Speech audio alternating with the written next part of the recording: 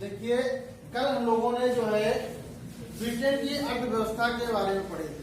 तो ब्रिटेन की अर्थव्यवस्था में जो कानून लागू हुआ था, उस कानून को जब हटाने के बाद ब्रिटेन सरकार को भी ज्ञात हुआ कि जो व्यापार जो में विकास होगा, वो उसकी वृद्धि के लिए हमें तकनीक का सहारा लेना पड़ेगा। ठीक है, और व्यापार के माध्यम से ही वृद्धि है, देश का भी विकास होगा और लोगों का विकास होगा। तो इसके लिए उसने जो कानून लगा था उसको हटा दिया और व्यापार के लिए और अग्रसर हो गया। तो व्यापार में देखिए, व्यापार में जो वृद्धि का विकास होता है वो तकनीक के द्वारा होता है।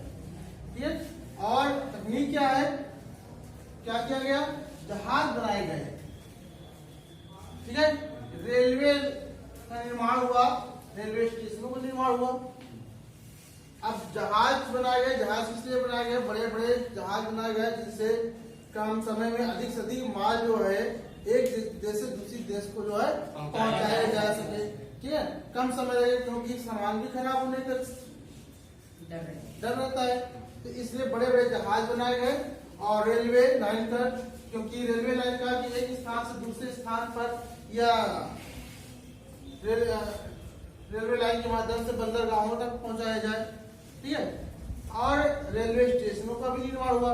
अब यहाँ पर जब जहाज बनाए गए, रेलवे का निर्माण हुआ, रेलवे स्टेशन का निर्माण हो रहा, तो यहाँ पर जो है साथ साथ में जो सामान का निर्माण हो रहा है, उसके साथ साथ भोजन का भी स्थानांतरण हो रहा है।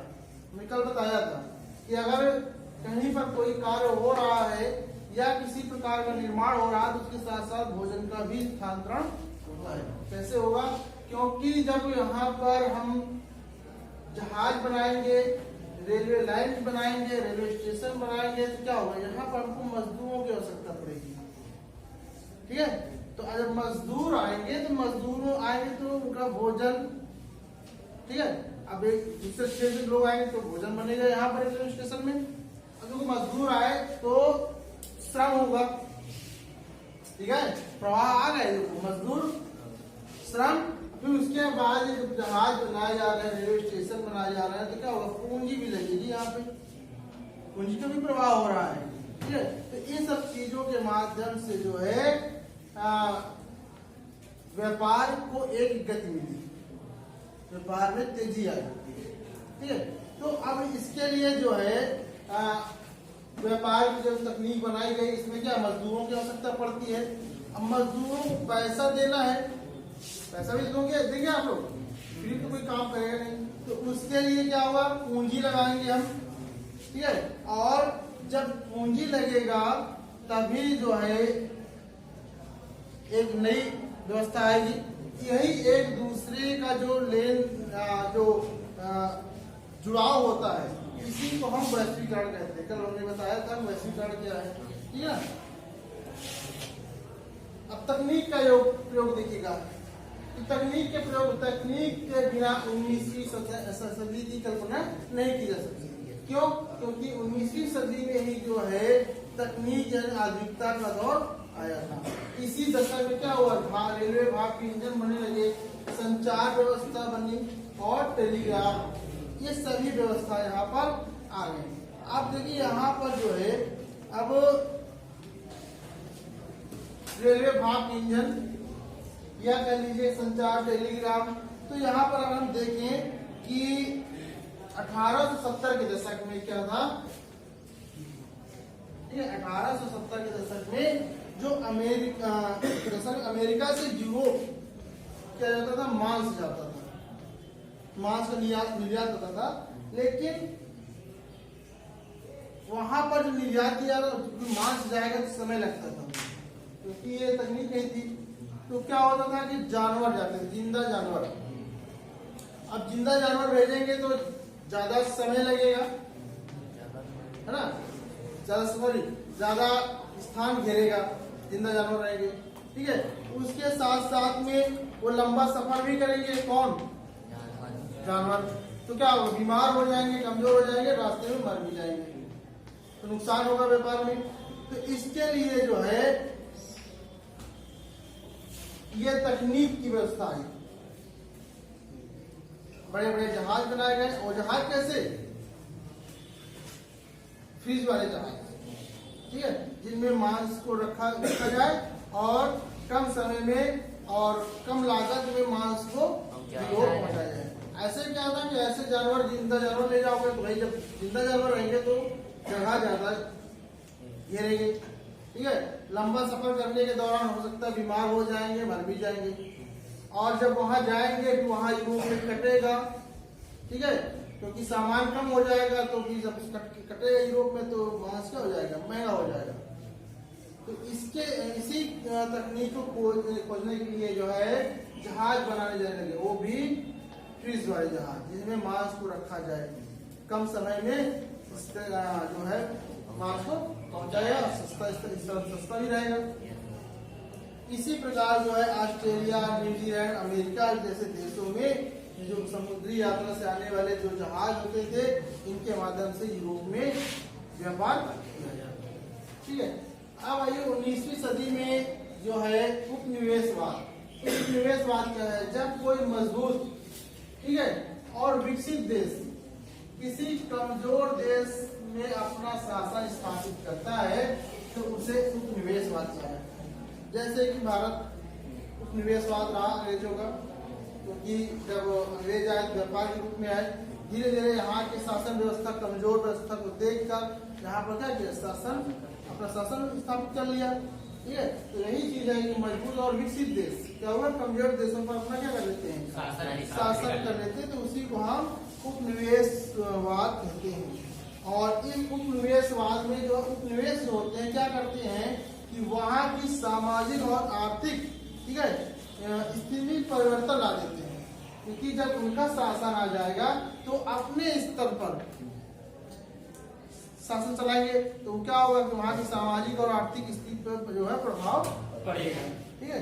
तो अफ्रीका में जो इसी प्रकार जब अफ्रीका में यूरोपीय लोग जो पहुंचे तो अफ्रीका में क्या था कि अफ्रीका के लोग जो है पशुपालन करते थे।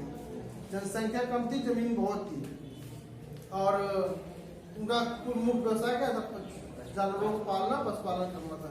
लेकिन जो यहाँ से यूरोपीय लोग जो अफ्रीका पहुंचे तो उनका था कि नहीं, हमें बागवानी करना है और साथ में खदानों में काम करना है। तो खदान इनके लिए जो है करने के लिए क्या चाहिए? मजदूर चाहिए।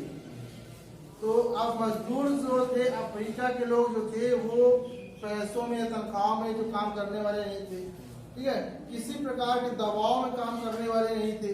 तो इस स्थिति में जो है उनको जो है भर्ती करने के लिए, मजदूरों को भर्ती करने के लिए क्या किया गया कि जो मालिक होते थे, ठीक है, जो मालिक होते थे वो भारी भरकम क्या करते थे? कर लगा देते थे किनके ऊपर? अफ्रीका वाले लोगों के ऊपर, ठीक है। और कर लगाने के साथ साथ जो काश्तकार जमींदार होते थे वे जो है एक उत्तराधिकारी कानून पास कर दिया। इस कानून के तहत केवल परिवार का एक ही सदस्य जो है संपत्ति रख सकता था, ठीक है। और इस प्रकार से उनके खुले आम घूमने पे पाबंदी लगा दी। कहने का तात्पर्य जो है अफ्रीका में जब यूरोपीय लोग गए तो वहाँ पर जो खेती करना था, क्योंकि अफ्रीका महाद्वीप है तो वहाँ पर बड़े बड़े खदान है, तो वहाँ भी श्रमिक चाहिए। और जो अफ्रीका वासी थे उनका मुख्य व्यवसाय केवल पशुपालन था। वो किसी प्रकार का दबाव में, श्रमिक रूप में काम करना पसंद नहीं करते थे। नहीं, आप हम वेतन देंगे, जो है तनख्वाह देंगे तब काम करिए आके। तो खुले आम बिछड़ करना उनको पसंद था, ठीक है। तो उनको किस तरह दबाव में लाया जाए, इसीलिए उन्होंने एक कानून पास किया कि एक ही व्यक्ति के पास जो है संपत्ति रहेगा। और इसके लिए जो है जो कास्ट का जमीन से उनके ऊपर कर लगाया गया। इसी समय क्या हुआ कि रेंडरपेस्ट या मवेशी प्लेग ये एक बीमारी आ गई। तब 1880 के दशक में रेंडरपेस्ट नामक एक बीमारी फैल गई और ये बीमारी इतनी तेजी से फैली कि वहां के 90% यानी 100 में 90 जानवर मर गए, ठीक है। अब जब 90% जानवर मृत्यु हो गई तो अब अफ्रीका वालों के पास कोई काम नहीं बचा। अब जो 10% जो जानवर थे उनको यूरोपीय लोगों ने अपने अधिकार में ले लिया उन जानवरों को, क्यों? क्योंकि उनको जो है सत्ता जो है में बने रहना था, सत्ता कब्जा करना था, इसलिए जो 10% जानवर बचे थे उनको अपने कब्जे में ले लिया। अब जो है क्या हुआ, अफ्रीका वाले के लोगों के पास कोई काम नहीं बचा, तो अब मजबूरी में क्या करेंगे, यूरोपीय लोगों को ये काम करना शुरू कर दिया। ठीक है, अब आए कि यहाँ पर भारत से अनुबंधित श्रमिकों का जाना। अब इसको गिरमिटिया भी बोलते हैं।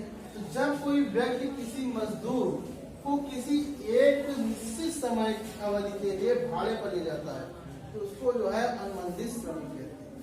ठीक है, मान लीजिए कोई है, आप उसको हम ले गए कि 2 महीने के लिए आपको हमारे साथ चलना पड़ेगा, आपको हम 100 रुपया डेली की शर्त देंगे। ठीक है, अब वो 100 रुपया डेली पाएगा और 2 महीने के लिए फिक्स हो गया, तो वो क्या हुआ, अनुबंधित। जैसे आप देखा करते हैं बसें होती हैं, रोडवेज बसें होती हैं, अन्य जो आपके पास कोई साधन है 4 व्हीलर, ठीक है, तो गवर्नमेंट उसको क्या करती है, अपने यहाँ लगा लेती है, आप लगा देते हैं 1-2 साल के लिए भाड़े पे, यानी आपको फिक्स हो गया, आपको जो है पेट्रोल डीजल देंगे और जो ऊपरी आपको बन रहा है जो भी आपने ले लिया है, तो आप 1 साल के लिए क्या उनके साथ अनुबंध हो गया आपका। अब आप 1 साल कहीं जा नहीं सकते क्योंकि आपने अनुबंध कर रखे, बीच में आप छोड़ नहीं सकते। छोड़ेंगे तब पहले से आपको बताना पड़ेगा कि हमें छोड़ना है, तो भाई अगर व्यवस्था हो रही तब तो ठीक है, नहीं क्योंकि अगर नहीं है तो क्योंकि हमारा आप 1 साल का एग्रीमेंट है, तो उस एग्रीमेंट के अनुसार आप जो है 1 साल हमको आप सेवा दीजिएगा। तो वही चीज यहाँ पर उसे अनुबंधित का।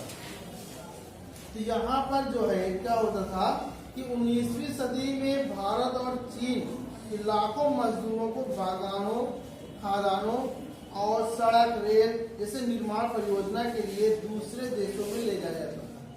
ठीक है, और इसके लिए जो श्रमिक कहाँ से आते थे, उत्तर प्रदेश, बिहार, ठीक है, और तमिलनाडु, मध्य भारत जैसे क्षेत्रों से ले जाए जाते थे। क्यों? क्योंकि ये जो है उस मौसम की, अफ्रीकी देशों में जाना है तो वहाँ पर जलवायु के हिसाब से इस कुछ क्षेत्र ऐसे हैं जो अनुकूल पड़ते हैं।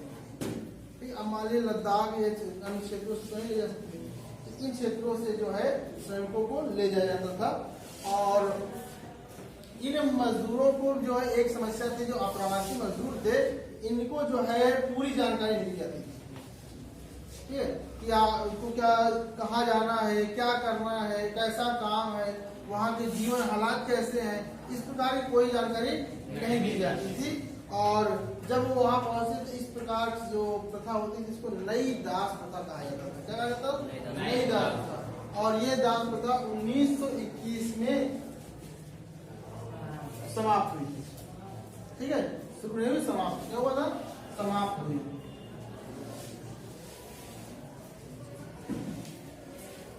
इसके बाद विदेश में भारतीय उद्यमी जो उद्योग करने, व्यापार करने वाले, ठीक है, तो वहां पर विश्व बाजार के लिए खाद्य पदार्थ और फसल उगाने के लिए, ठीक है, तो क्या पूंजी की आवश्यकता होती थी। विश्व बाजार के लिए खाद्य पदार्थ और जो फसल उगाने के लिए क्या आपको पूंजी की आवश्यकता होती है, लेकिन बड़े लोगों को ही पूंजी मिलती थी। कहाँ से? बैंकों से। जो बड़े उद्यमी होते थे उन्हीं को बैंक जो है कर्ज देती थी, और जो छोटे उद्यमी होते थे उनको कर्ज नहीं देती थी। तो इसके लिए जो है एक ट्रस्ट का निर्माण हुआ। तो उस ट्रस्ट क्या है देखिएगा, उस ट्रस्ट का नाम है शिकारीपुरी। ठीक है, शिकारीपुरी श्राप।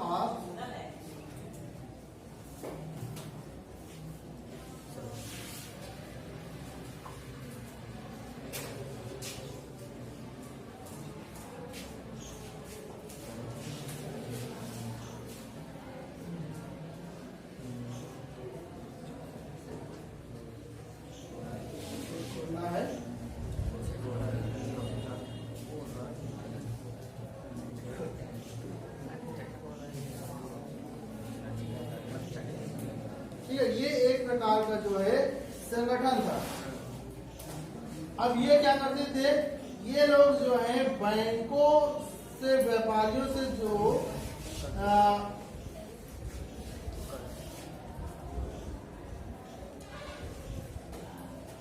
बैंकों और व्यापारियों से क्या करते थे, ये लोग कर्ज लेते थे, लोन ले लेते थे एक ट्रस्ट के। अब यही ट्रस्ट के लोग जो है छोटे किसान वालों को जो है कर देता है, ठीक है, क्योंकि बैंक जो था वो छोटे श्रमिकों को क्या है कर नहीं दे रहे थे। तो इसके लिए क्या जो ये संस्था बनाई गई थी, इस संस्था में जो बैंक से जो कर्ज लेते थे या व्यापारियों से कर्ज लेते थे और फिर वही उठाकर जो छोटे श्रमिक होते थे उनको देते थे। इसका नाम क्या, स्कारी साफ ऑफ लट्टोकोटाई चट्टी यारो, ठीक है।